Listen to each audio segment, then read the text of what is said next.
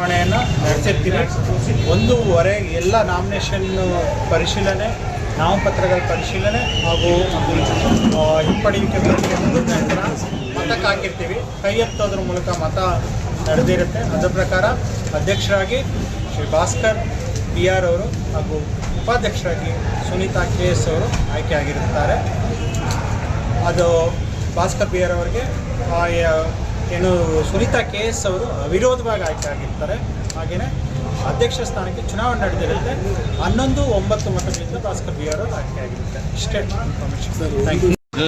ತಾಲೂಕಿನ ಅಭಿವೃದ್ಧಿಗೆ ಹೆಚ್ಚಿನ ನಾನು ಮತ್ತು ನಮ್ಮ MP ಅವರು ಮತ್ತು ನಮ್ಮ ಪಕ್ಷದಿಂದ ನಾವೆಲ್ಲ ಕೂಡ ಅಭಿವೃದ್ಧಿ ಕೆಲಸಗಳು ಸರ್, ಈಗ ಪಕ್ಷದಿಂದ ಆಯ್ಕೆ ಆಗಿರುವಂಥ ಸದಸ್ಯರು ಗೈರಾಗಿದ್ದಾರೆ, ಅವ್ರ ಬಗ್ಗೆ ಏನಾದರೂ ಮುಂದಿನ ಕ್ರಮ ಆಯಿತು.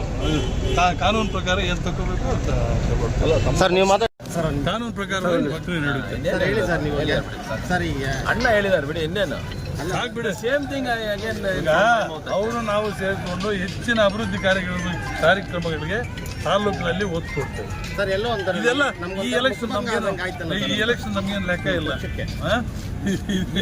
ನಮ್ದು ವೈಸ್ ಪ್ರೆಸಿಡೆಂಟ್ ಆಗಿದಾರಲ್ಲ, ನಮ್ಮವರು ವೈಸ್ ಪ್ರೆಸಿಡೆಂಟ್ ಆಗಿದ್ದಾರೆ. ನಮ್ಮ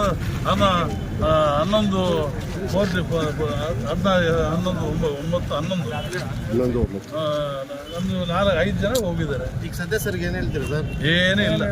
ಹೌದು. ಹಾಗೂ ಕಾಂಗ್ರೆಸ್ ಪಕ್ಷಕ್ಕೂ ತುಂಬ ಧನ್ಯವಾದಗಳು. ಶ್ರೀನಿವಾಸಪುರ ಜನತೆಗೂ ಹಾಗೂ ಕಾಂಗ್ರೆಸ್ ಪಕ್ಷಕ್ಕೂ ತುಂಬ ಧನ್ಯವಾದಗಳು.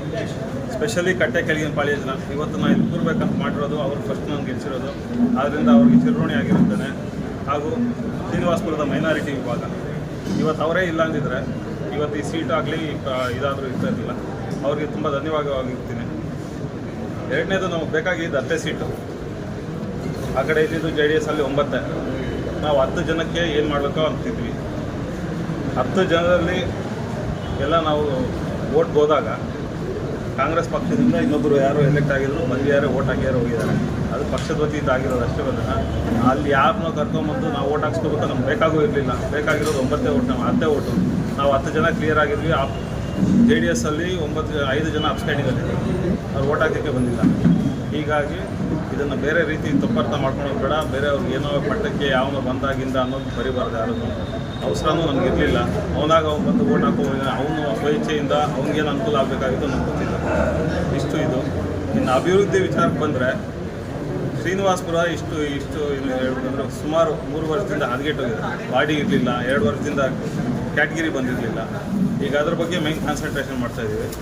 ಎಲ್ಲ ಕೌನ್ಸಿಲರ್ಸು ಯೂತ್ಸ್ ಇರೋದ್ರಿಂದ ವಾರ್ಡ್ ವೈಸ್ ಚೀಫ್ ಅಧಿಕಾರಿಗಳ ಜೊತೆ ವಾರ್ಡ್ ವೈಸ್ ನಾವು ಒಂದು ಪ್ಲ್ಯಾನ್ ಮಾಡಬೇಕು ಅಂತಿದ್ದೀವಿ.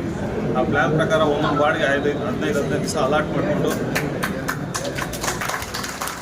ಇದು ಮಾಡಬೇಕು. ಅದ್ರ ಬಗ್ಗೆ ಯೋಚನೆ ಮಾಡ್ತಾ ಇರ್ತೀವಿ. ಎರಡನೇದು ಖಾತಾ ಸೆಕ್ಷನಲ್ಲಿ ಇನ್ನು ಮೇಲೆ ಯಾರೂ ಖಾತಾಗೆ 20,000 ಕೊಟ್ಟರು, 5,000 ಕೊಟ್ಟರು, 50,000 ಕೊಟ್ಟರು ಅನ್ನೋ ಮಾತಿರಬಾರ್ದು. ಅದನ್ನು ಹೆಂಗೆ ಕಂಟ್ರೋಲ್ ಮಾಡಬೇಕು ಅನ್ನೋದ್ರ ಬಗ್ಗೆ ನಮ್ಮದೇ ಒಂದು ಅಜೆಂಡಾ ಇದೆ. ಅದನ್ನು ಮುಂದುವರಿಸ್ತೀವಿ.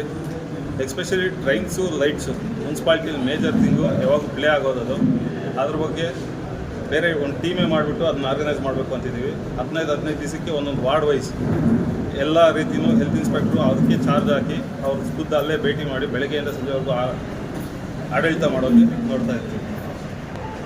ಇದು ಕಾಂಗ್ರೆಸ್ ಪಕ್ಷದ ಹೊಸ ಅಜೆಂಡಾ. ನಾವು ಮಾಡಿರ್ತೀವಿ.